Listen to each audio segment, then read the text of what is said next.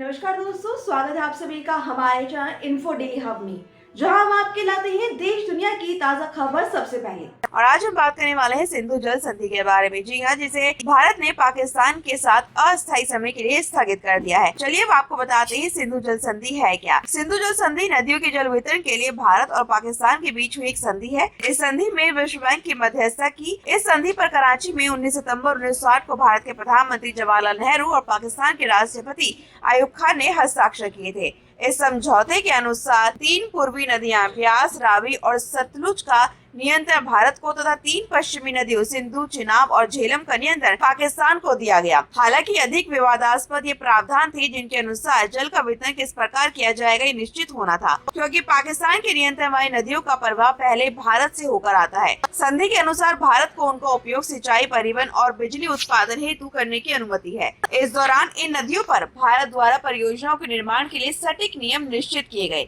यह संधि पाकिस्तान की डर का परिणाम थी कि नदियों का आधार भारत में होने के कारण कहीं युद्ध आदि की स्थिति में उसे सूखे और अकाल आदि का सामना न करना पड़े। 1960 में हुए सिंधु जल समझौते के बाद भारत और पाकिस्तान में कश्मीर मुद्दे को लेकर तनाव बना हुआ है। हर प्रकार की असहमति और विवादों का निपटारा संधि के ढांचे के भीतर कानूनी प्रक्रियाओं के माध्यम से किया गया। इस संधि के प्रावधानों के अनुसार सिंधु नदी के कुल पानी का केवल 20% का उपयोग भारत द्वारा किया जा सकता है। जिस समय ये संधि हुई थी उस समय पाकिस्तान के साथ भारत का कोई भी युद्ध नहीं हुआ था। उस समय परिस्थितियां बिल्कुल सामान्य थी, पर 1965 से पाकिस्तान लगातार भारत के साथ हिंसा के विकल्प तलाशने लगा, जिसमें 1965 में दोनों देशों में युद्ध भी हुआ और पाकिस्तान को इस लड़ाई में हार का सामना भी करना पड़ा। फिर 1971 में पाकिस्तान ने भारत के साथ युद्ध लड़ा, जिसमें उसको अपना एक हिस्सा खोना पड़ा, जो बांग्लादेश के नाम से जाना जाता है। तब से अब तक पाकिस्तान आतंकवाद और सेना दोनों का इस्तेमाल कर रहा है भारत के विरुद्ध, जिसकी वजह से किसी भी समय सिंधु जल समझौता खत्म हो सकता है।